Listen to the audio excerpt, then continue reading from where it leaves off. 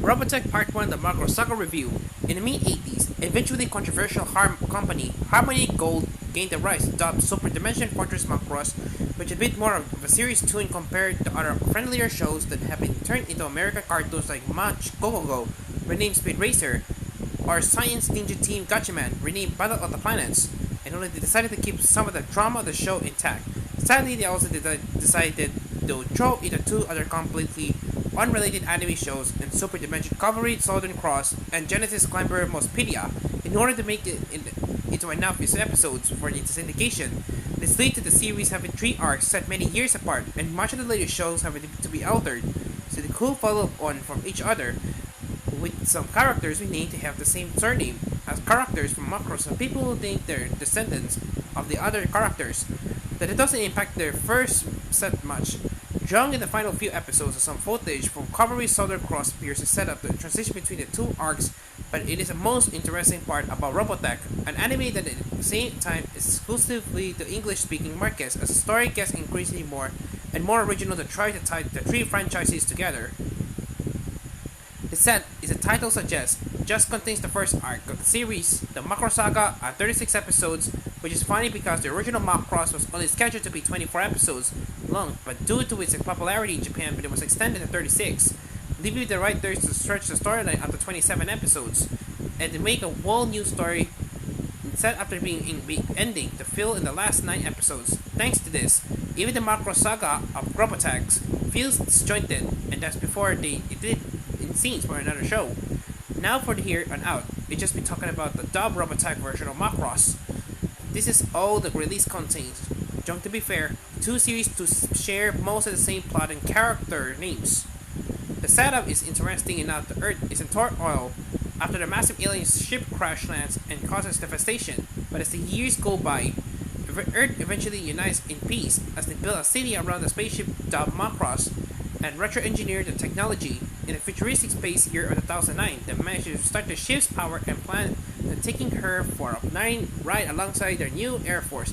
All of whom are flying the new jets that can transfer into robots thanks to technology from Macross to the dub Robotech. As they activate Macross, it randomly fires a large laser blast into space that takes out some ships from an invading alien threat that has arrived to take the technology for themselves. This Andrade. The story has a lot of similar speeds to Legend Matsumoto's Space Banshee Yamato series. But certainly, the human and alien character designs match that feeling. Our hero and main protagonist is Rick Hunter, a pilot who never became a soldier due to the world not wanting to kill people thing, who looks down on his older brother, Roy Fokker, for doing so. Though the two still share a close bond. As you imagine, Rick ends out piloting various craft and fighting against the Zendradi as the war between the two races erupts. He has two love interests as the series progresses. Lead Midway, a singer who quickly becomes something of a pop idol despite only singing one song all bloody the series, and Lisa Hayes, the first officer aboard the Macross. It's said that a lot of the feeling of the show was based on the success of the first Mobile Suit Gundam series, and I can see that. Rick may already be a pilot as the series begins, but he still fits the bill of the Gundam protagonist, being thrust into war and become uncomfortably good at it. Other characters include the tough but fair Captain Global, who eventually tries to sue for peace between Earth and the Zendradi despite the United Earth government wanted nothing short for genocide. Max Sterling, an ace pilot who eventually serves as under Rick and becomes a key player in the war later on in a way you probably wouldn't expect. And Bretai, one of the Zendradi, who ends up falling in love with Earth culture and even heading down the planet and trying to blend in by using shrinking tech, the Zendradi being giant sized compared to humans for the record. As the series progresses, the war takes several turns. The main human characters die. Ray undergoes some pretty nasty hardships, and one heck of an unexpected twist about how play in the show that it won't spoil. But it's all stuff that you didn't really see in the 80s cartoons, so I'm not surprised the show took off in the States. There's no doubt that the last 9 episodes could be trimmed retrospectively, but there you go.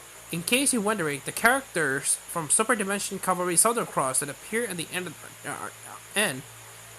are written to be Robotech masters, the people who create a macro ship and who discover Earth is a having protoculture. A power source discovered by humans during the course of the show is ordered to run the retrofitted robot technology. This presumably leads to them invading Earth to claim it in the next Saga of the show. As for this Blu-ray release, well, the picture quality is a serious issue. The film grain is absolutely insane. I'm all for keeping the average amount you get with old film when it's then work around as a picture is restored. But it seems like there's some up to grain while restoring the picture, making any improvements hard to see underneath all the fuss. It's not even an age issue as the original Gundam series is older but looks far cleaner, but still keeping the grain. It's in Blu-ray's release. It's clear no issue with whatever remastering process they use. Sound is good and clear at least. Jung is just a retaliate. This is the original 80s Robotech dub. There is no other language track. The extras are an extended version of the pilot episode, a whole bunch of photo galleries, and oddly not only the clean opening and ending to Robotech, but the clean openings and endings to the original Japanese Macross show, and even the clean opening and endings to the original Japanese versions. A Super Dimension covers Southern Cross and Genesis Climber Mospedia, which you think will be saved as extras for the next two releases. Really? While enjoying my time with Robotech the Macross Saga, I will say that it's not something you can particularly binge, mostly because of the low picture quality.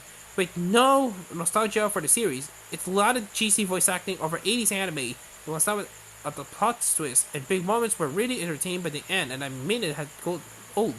Mostly because the main story that had a clear ending, and now I was seeing something has been written by a Japanese team who suddenly found themselves with more episodes interspliced with shots from a completely different show, setting out the next storyline in its extended Robotech universe. Very odd indeed. Worth a shot if you like vintage anime but don't mind the inaccuracy of the adaptation or cheesy English voice work. 6/10.